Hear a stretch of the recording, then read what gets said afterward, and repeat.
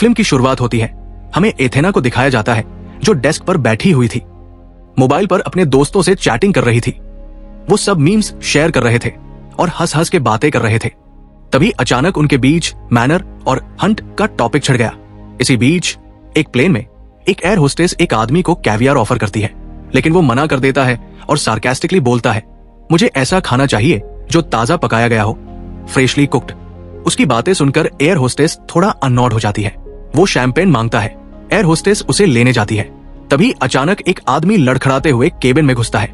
उसके आने से सब लोग चौंक जाते हैं। शैंपेन वाला आदमी सार्कास्टिकली कहता है, लो, एक तो जाग गया। तभी एक बुजुर्ग आदमी जो खुद को डॉक्टर कहता है आगे आता है। वो उस लड़खड़ाते आदमी को शांत करने की कोशिश करता है और उसे तौलिए पर लिटा देता है। सब कुछ ठीक लग रहा होता है, लेकिन तभी अचानक वो डॉक्टर चाकू निकालकर उस आदमी को मार देता है। घायल आदमी अभी भी जिंदा होता है। वो दर्द से तड़पता है और अपने हाथ में बोतल उठा लेता है और मार देता है। उसी वक्त एथेना अंदर आती है। बिना कोई वक्त गवाए वो अपने हाई हील वाले जूते से उस आदमी को मार देती है। पीछे से कोई बोलता है, अभी तो ये शुरू भी नहीं हुआ है।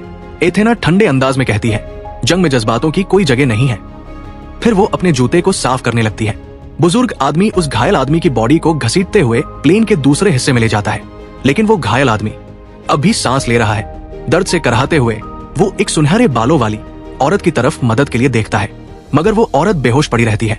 थोड़ी देर बाद वही सुनहरे बालों वाली औरत बाहर जंगल जैसे इलाके में जागती है। उसके मुंह में एक गाग है जिसे वो हटाने की कोशिश करती है, लेकिन नहीं हटा पाती। तभी उसकी नजर नदी के दूसरी तरफ एक और औरत पर पड़ती है। उस औरत के मुंह में भी गाग है, लेकिन वो शांत बैठी कुछ बना रही होती है, एक कंपास। दोनों एक दूसरे को देखते हैं, थोड़ी देर के लिए एक्नॉलेज करते हैं, लेकिन अचानक दूसरी औरत वहां से चली जाती है, जैसे उसे कोई जल्दबाजी हो। तभी सुनहरे बालों वाली औरत के पीछे से एक आदमी आ जाता है। वो उसे देखती है और उसके पीछे पीछे चलने लगती है। चलते चलते वे एक खुले मैदान में पहुंचते हैं, जहां बीच में एक बड़ा सा क्रेट रखा होता है। वहां पहले से कुछ लोग खड़े होते हैं। क्रेट को देखकर उनमें से कोई कहता है, शायद ये ट्रैप हो सकता है, लेकिन एक आदमी बिना सोचे समझे क्रेट खोल देता है। जैसे ही वो क्रेट खोलता है, एक सुअर पेग बाहर भागता है। सब लोग चौंक जाते हैं। क्रेट के अंदर हथियारों का एक रैक होता है। ग्रुप में सभी लोग, जिसमें सुनहरे बालों वाली औरत भी शामिल है, हथियार उठाते हैं और अपने गाग्स खोलते हैं। सभी कंफ्यूज और डरे हुए होते हैं, ये सोचते हुए कि आखिर हो क्या रहा है। तभी अचानक गोलियों की आवाज गूंजती है। चारों तरफ से फायरिंग शुरू हो जाती है। सब अपनी अपनी जान बचाने के लिए इधर उधर भागते हैं। सुनहरे बालों वाली औरत को लगता है कि वो बच गई है, लेकिन तभी उसे गोली लगती है और वो वहीं गिरकर दम तोड़ देती है। एक और आदमी जो गोलीबारी का जवाब देने की कोशिश करता है, उसे भी मार दिया जाता है। एक औरत भागते हुए खाई डिच में गिर जाती है। एक आदमी उसे बाहर निकालने की कोशिश करता है, लेकिन जैसे ही वो उसे खींचता है, वो औरत स्पाइक्स पर गिरकर बुरी तरह घायल हो जाती है। बावजूद इसके दोनों भागने की कोशिश करते हैं, लेकिन उनके पैर एक लैंडमाइन पर पड़ जाते हैं। एक जोरदार धमाका होता है और दोनों वही खत्म हो जाते हैं। इसी बीच एक आदमी किसी तरह गोलीबारी से बच निकलता है और भागते भागते एक फेंस तक पहुंच जाता है। वो किसी को फेंस के पास आता देखता है और बंदूक तान लेता है, लेकिन तभी उसे एहसास होता है कि वो क्रीटमैन है। कुछ ही देर में दो और लोग वहां आ जाते हैं और सब मिलकर फेंस पर चढ़ने की कोशिश करते हैं, लेकिन तभी क्रीटमैन एक स्पीयर से घायल हो जाता है। वो समझ जाता है कि बचने का कोई रास्ता नहीं है। बहादुरी से उसने फैसला किया कि वो हमला करने वालों का सामना करेगा। वो आगे बढ़ता है, लेकिन कुछ ही पलों में उसे भी मार दिया जाता है। बाकी तीन लोग किसी तरह बचकर एक गैस स्टेशन पहुंचते हैं। अंदर एक कपल मालिक होता है जो उन्हें देखकर डर जाता है और गलती से उन्हें लुटेरे समझ लेता है। ब्लू शर्ट पहने एक आदमी कहता है, हमें तुम्हारे पैसे नहीं चाहिए, बस ये बताओ हमें कहां। कपल झूठ बोलता है, तुम लोग आरकांसस में हो। ब्लू शर्ट वाला आदमी पुलिस को कॉल करता है, लेकिन कपल चालाकी से कुकी में जहर मिला देते हैं। महिला सर्वाइवर कुकी खाती है और दम घुटने लगता है। जैसे ही वो तड़पती है, कपल गैस मास्क पहन लेता है और स्मोक ग्रेनेड फेंक देता है। ब्लू शर्ट वाला आदमी कुछ समझ पाता इससे पहले पति उसे मार देता है। इसके बाद वो दूसरे सर्वाइवर को भी खत्म कर देते हैं। गैस स्टेशन में सफाई करते वक्त पत्नी को ब्लू शर्ट वाले आदमी की शादी की अंगूठी मिलती है। वो पल भर के लिए रुकती है, शायद थोड़ा पछताती है, लेकिन उसका पति कहता है इन लोग का खात्मा करना सही था। ये सब बुरे लोग थे, शायद नस्लवादी, रेसिस्ट्स भी।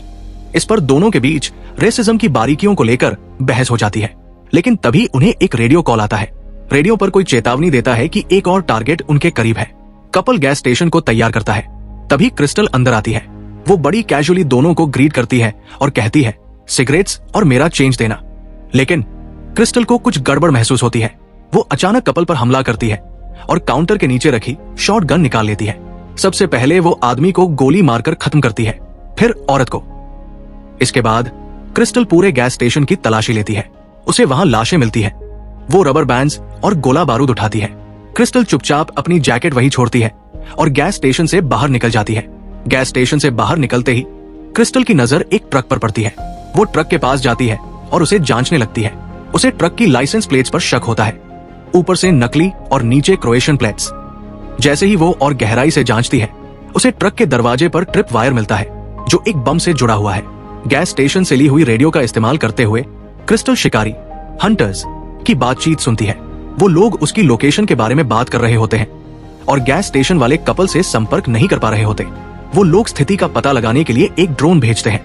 क्रिस्टल झाड़ियों में छिप जाती है और देखती है कि कोई शख्स ड्रोन को शूट करके गिरा देता है।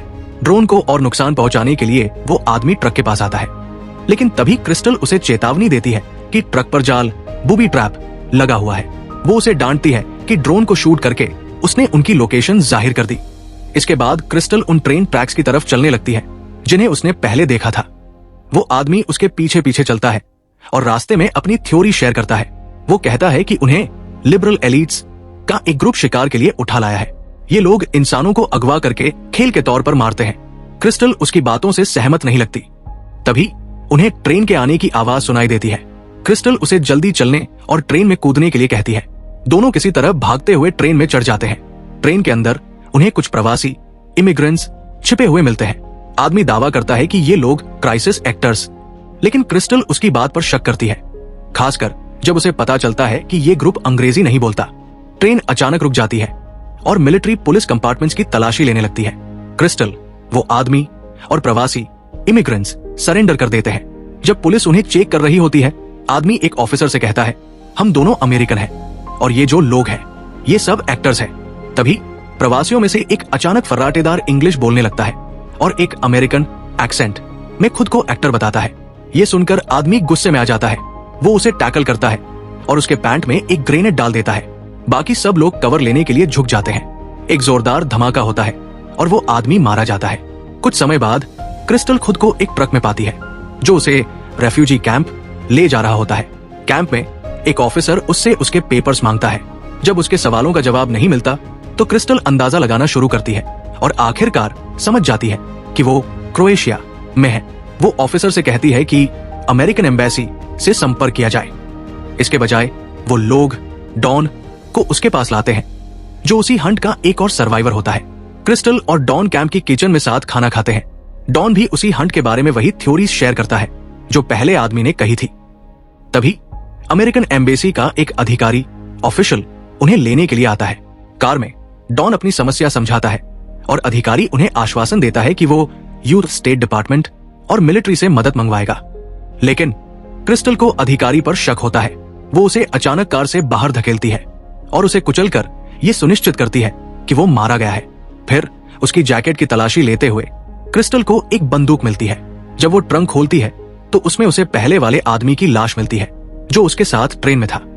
डॉन शुरू में ऑफिशियल की मौत से परेशान था, लेकिन जब उसने बॉडी देखी तो उसे एहसास हुआ कि क्रिस्टल सही थी। कार में उसे एक मैप मिला और डॉन ने अंदाजा लगाया कि शायद वे दोनों ही बचे हैं। डॉन कार लेकर भागने की बात करता है, लेकिन क्रिस्टल मना कर देती है। वो जिद करती है कि मैप का इस्तेमाल करके उन लोगों को ढूंढा जाए जो उनका शिकार कर रहे हैं और उनसे लड़ाई की जाए। अपनी बात पक्की करने के लिए क्रिस्टल अपनी माँ की बताई एक डरावनी कहानी शेयर करती है। तभी अचानक से वो सुअर फिर से दिखाई देता है।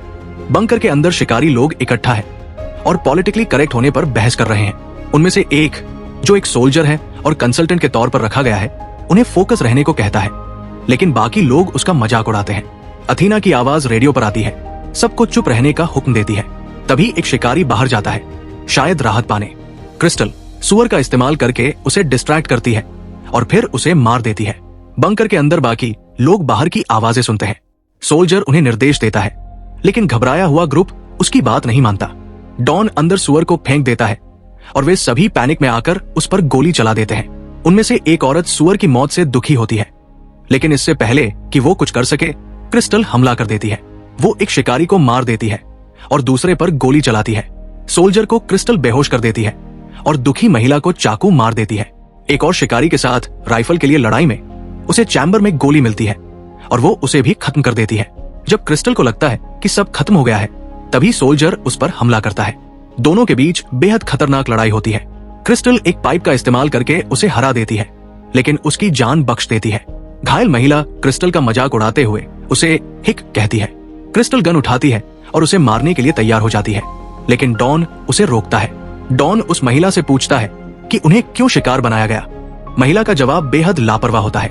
क्रिस्टल फिर भी उसे मारने का फैसला करती है, लेकिन डॉन कहता है कि उन्हें मर्सी दिखानी चाहिए क्योंकि वो एक महिला है। क्रिस्टल सवाल करती है, क्या मर्सी सिर्फ इसलिए मिलनी चाहिए क्योंकि वो औरत है? महिला जवाब देती है, नहीं। तो क्रिस्टल उसे मार देती है। डॉन घबरा जाता है और तभी अथीना की आवाज रेडियो पर आती है। वो पूछती है, डॉन, क्रिस्टल का काम खत्म कर दिया? क्रिस्टल को एहसास होता है कि शायद डॉन भी शिकारियों के साथ मिला हुआ है। वो उस पर गन तान देती है। डॉन गिड़गिड़ाता है, अपने निर्दोष होने की दुहाई देता है, लेकिन क्रिस्टल उसे गोली मार देती है। फिर रेडियो पर वो अथीना से कहती है, डॉन मर चुका है। अथीना जवाब देती है, तो फिर मुझे ढूंढने आओ। क्रिस्टल घायल सोल्जर के पास बैठती है। माहौल शांत है और दोनों के बीच बातचीत होती है, लेकिन जब क्रिस्टल उससे अथीना का लोकेशन पूछती है तो वो मना कर देता है। क्रिस्टल उसके घाव पर जोर डालती है, जिससे वो दर्द से कराह उठता है। आखिरकार वो जानकारी दे देता है, लेकिन साथ ही चेतावनी देता है, अथीना महीनों से तैयारी कर रही है। क्रिस्टल वो सब जान लेती है जो उसे चाहिए और फिर उसे मार देती है। फ्लैशबैक में कहानी की शुरुआत दिखती है। 1 साल पहले अथीना के ऑफिस में उसके कुछ सहकर्मी उसे एक लीक हुए टेक्स्ट पर सवाल करते हैं। वो टेक्स्ट, जिसमें इंसानों के शिकार का मजाक उड़ाया गया था, तेजी से फैला और एक साजिश बन गया। हालात ऐसे बिगड़े कि ये एक बुरा सपना बन गया। मजबूरन अथीना को अपनी नौकरी छोड़नी पड़ी। गुस्से से भरी अथीना ने उन लोगों की लिस्ट बनाई जिन्होंने अफवाहें फैलाई थी। शिकार शुरू होने से 8 महीने पहले उसके ग्रुप ने शिकार के टारगेट्स चुने। टारगेट चुनते वक्त जब क्रिस्टल का नाम और उसके अथीना के बारे में विचार सामने आए तो अथीना आग बबूला हो गई। उसने क्रिस्टल को अपनी सबसे बड़ी दुश्मन के तौर पर चुना। कहानी वापस प्रेजेंट में आती है। क्रिस्टल अथीना के मैनर के करीब पहुंचती है। इंटरकॉम पर अथीना की आवाज सुनाई देती है, अपनी गन छोड़ दो वरना गेट के नीचे लगे C4 को उड़ा दूंगी। मन मारकर क्रिस्टल अपनी गन छोड़ देती है और अंदर बढ़ती है। क्रिस्टल बेहद सतर्कता से घर का मुआयना करती है। दीवारों पर वो अपनी और दूसरे शिकार किए गए लोगों की तस्वीरें देखती है। किचन में अथीना बिल्कुल शांत है, खाना बना रही है, जैसे वो क्रिस्टल का इंतजार कर रही हो।